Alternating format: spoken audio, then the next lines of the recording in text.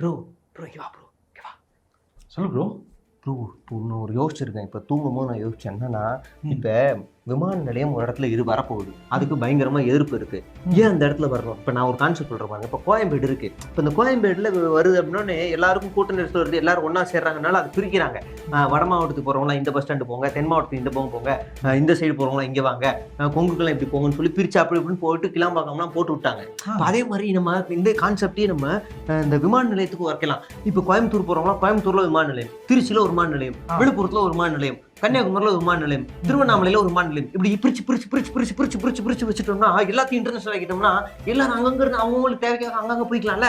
எப்படி நான் யோசிக்கிறேன், தேவைப்பட்ட நம்ம மெரினால கூட வச்சுக்கலாம், பெசநகர்ல ஒரு ஃபிளைட், அது மாதிரி வச்சுட்டு பக்காவா பிரிச்சு வச்சுட்டோம்ங்களா, பிரச்சனையே இருக்காது. இந்த போராட்ட அவசியம் இல்லை, எதுவுமே இல்லை ப்ரோ. எப்படி இப்போ மக்களுக்காக யோசிக்கும் போது நான் யோசிச்சிருக்கேன். இப்போ இன்னொரு கான்செப்ட் சொல்லவா? அது மாதிரி என்னன்னா, சொல்லுவா நல்ல கேளுங்க. அதாவது இன்னொரு கான்செப்ட் என்னன்னா, இப்போ விமான நிலையம் வருது, அது சொல்லவா? சொல்லுங்க. ஏய் யாருப்பா அது பேஷண்ட் எல்லாம் வெளில விட்டது? செல்லுக்குள்ள போ, உள்ள போ. வாடுனீங்க பேஷண்ட் எல்லாம் உள்ள அனுப்புங்க. போ உள்ள போ.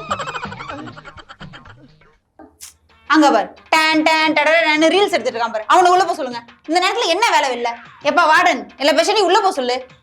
ரீல்ஸ்லயே கட்சியை வளர்த்துட்டு மேல இருந்து ஃபோன் வருது. हेलो हेलो जी சொல்லுங்க जी नैना சொல்லுங்க जी निम्मल फोन के नॉर्मल मैसेज सेंड किया சரி जी ஒரு पूरा लिस्ट அனுப்பியிருக்கே पूरा பேருக்கும் फोन பண்ணி வாழ்த்து சொல்றோம். अच्छा जी ओके जी ओके अच्छा ओके ओके ठीक है என்ன மெசேஜ்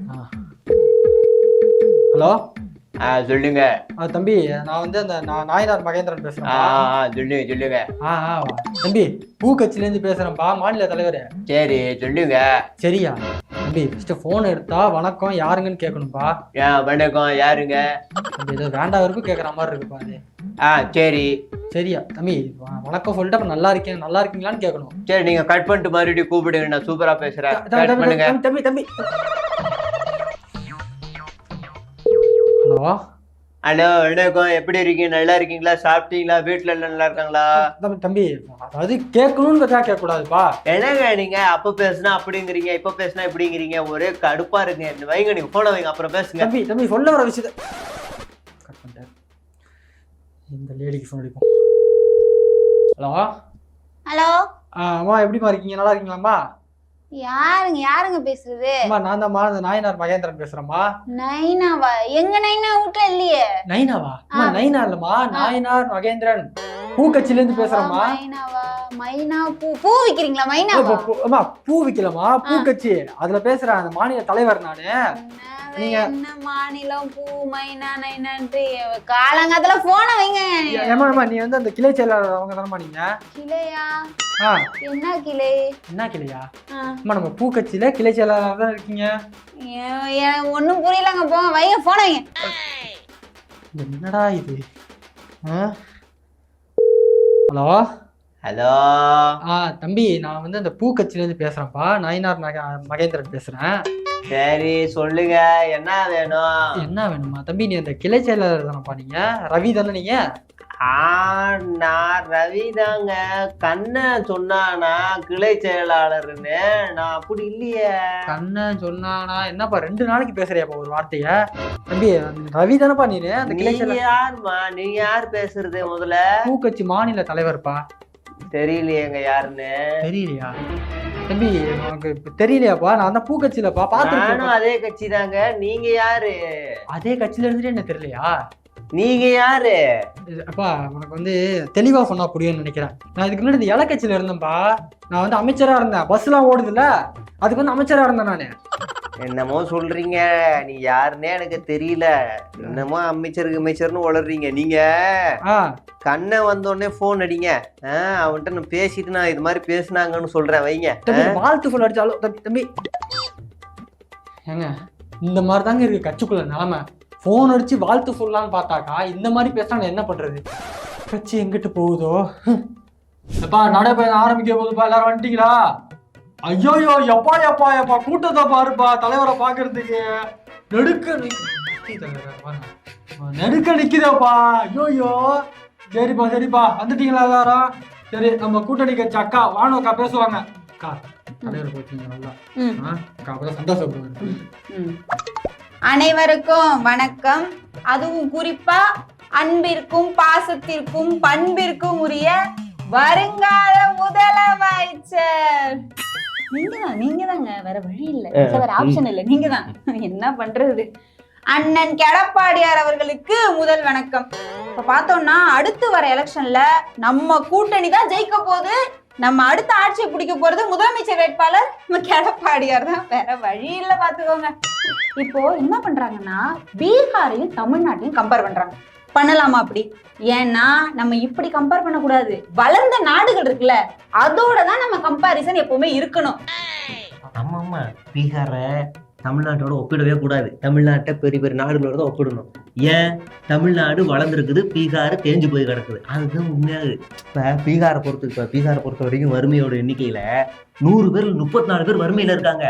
தமிழ்நாட்டில் 100 பேர்ல 2 பேர் தான் வறுமையில இருக்கிறாங்க. இப்போ கல்வியை பாரு, தமிழ்நாட்டில் கிட்டத்தட்ட 80%, ஆனால் அங்கே பாரு 73%. அதே பெண்கள் கல்வியில் பாரு, இங்கே வந்து கிட்டத்தட்ட ஒரு 73, ஆனால் அங்கே வெறும் 50 தான். அதே மாதிரி இங்கே வேலை வாய்ப்புகளில் பாரு, இங்கே 50% வேலை வாய்ப்புகள் இருக்குது தமிழ்நாட்டில். பீகாரில் வெறும் 35 தான். இப்படி பார்த்துக்கிட்டே வந்தால் எல்லாமே தேஞ்சு போய் கிடக்கு. இதுக்கு காரணம் யாருன்னு பார்த்தா அப்பையில தமிழ்நாட்டை ஆட்சி செஞ்ச பெரும் தலைவர்கள் தான். அதனால அதெல்லாம் ஒப்பிடவே முடியாது.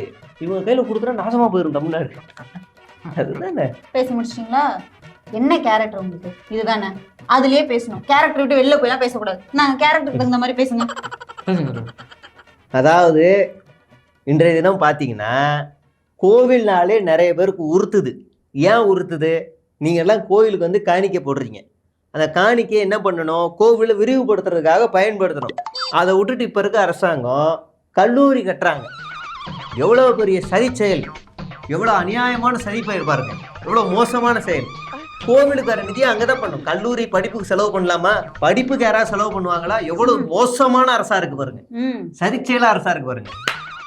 சூப்பருங்க. அதாவது நாங்க கூட தமிழ்நாட்டுல இப்படிலாம் பேசணும்னா யோசிப்போம், பயப்படுவோம். ஆனா நீங்க கூட்டணி வச்ச ஒரு காரணத்துக்காக அப்படியே பல்ட்டி அடிச்சு பேசுனீங்க பாத்தீங்களா? ஒரு பேச்சு சூப்பருங்க. முதலமைச்சர் வேட்பாளர் அது அந்த பதவிக்கு தான் இவ்வளவு பேச்சோம். அதாவது முன்னாடி எல்லாம் என்ன பண்ணுவாங்க, கோயில் சொத்துக்கள் எல்லாம் இஷ்டத்துக்கு செலவு பண்றது, இஷ்டத்துக்கு எடுத்து தன்னை இதுல போட்டுக்கிறது. ஆனா அப்ப இருந்த நீதி கட்சி என்ன பண்ணாங்க, இதை வந்து ஒரு முறைப்படுத்தணும்னு சொல்லிட்டு போய் நீதிமன்றத்துல கேஸ் கொடுத்து இதுக்கப்புறம் வந்து வரவு செலவு கணக்குகள்ல வந்து முறையா பதிவு பண்ணணும், அதை யாரும் எடுத்து யூஸ் பண்ணக்கூடாதுன்னு கொண்டு வந்தாங்க. அதுக்கப்புறம் வந்து சூரியன் கட்சி, ஏன் அவங்க இலை கட்சி, 2 பேருமே மாத்தி இந்த அறநிலையத்துறையை நல்ல விதமா நடத்துறாங்க, சூப்பரா பாத்துக்கிட்டாங்க.